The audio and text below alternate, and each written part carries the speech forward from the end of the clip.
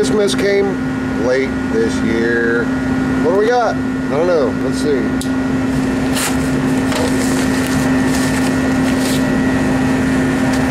Ooh, a box. Let's see what's in the box. Ooh,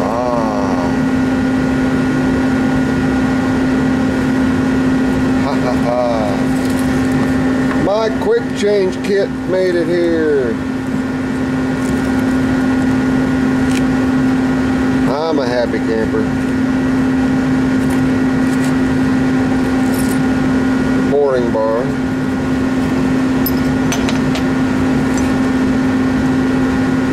Two different, I mean, they're this, so you can have two different bits, just pop them in and out. This should be for a cutter. Yep.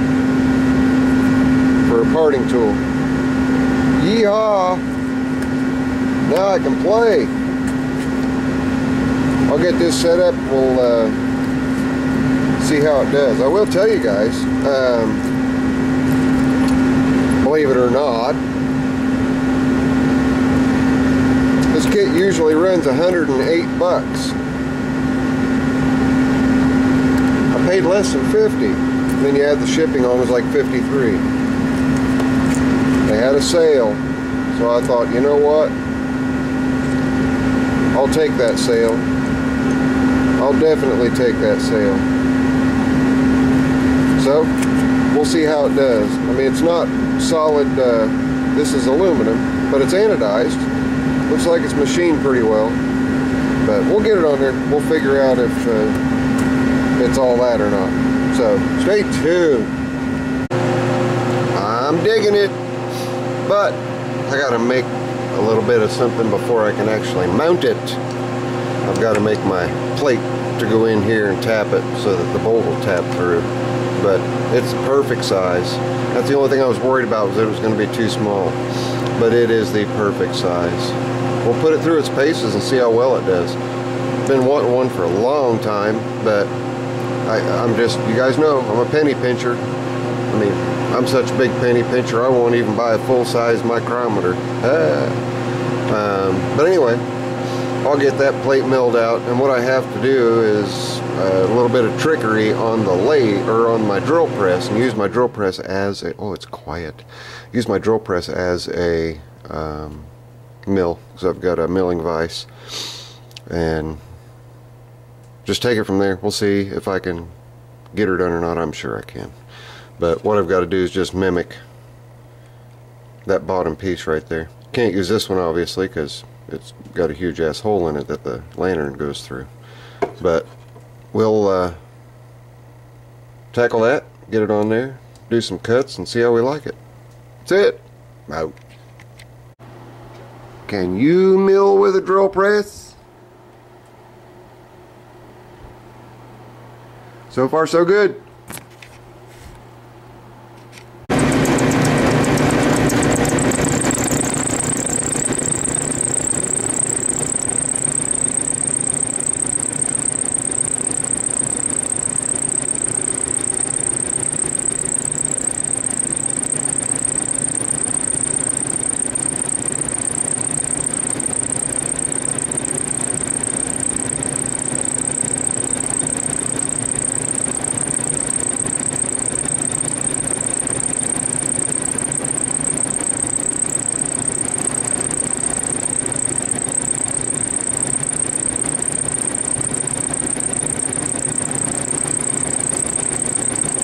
About another 1/8 of an inch to go to get down to my witness mark.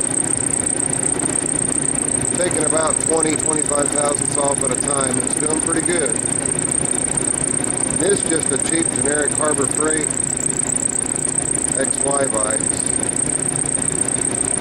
Got everything locked down really tight. And I'm machining aluminum. I'm going to make that lower T-block out of aluminum. And thread should hold okay. It's over 1/4 inch of threads. So I'm going to finish this part up. Then we got to cut the T-slots on either side. Milling on a drill press. witness mark here. Oh, that shut off, thank you. I've just got to trim this bit off, and then I'll slice my T's into it. Cool. Be back. Alright, we got her to size. Spot on size. Now what I've got to do is bear witness marks. Sorry, bear witness marks along either side. And mill out either side here to make this a T. So when we get that done, find our center punch, drill to the tap size, tap it, and we should be ready to install the new tool holder in the old Craftsman 101. But I'm tired, it's getting late, I'll pick this up tomorrow. I got everything laid out. I went ahead and made a couple passes. It's turning out good enough for government work.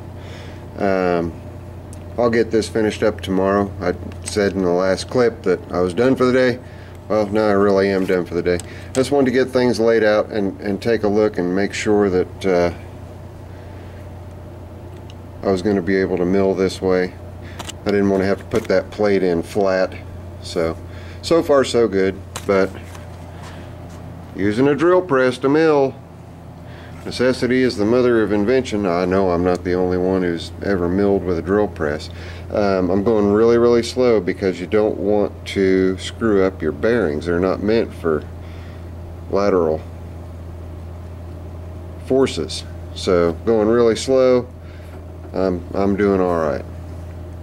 Painfully slow, as a matter of fact. Each pass I'm only taking off maybe 10-15 thousandths. I've got 3/8 of an inch to go on either side, but well, no, not 3/8 of an inch, a little over, well, yeah, almost, just 5/16.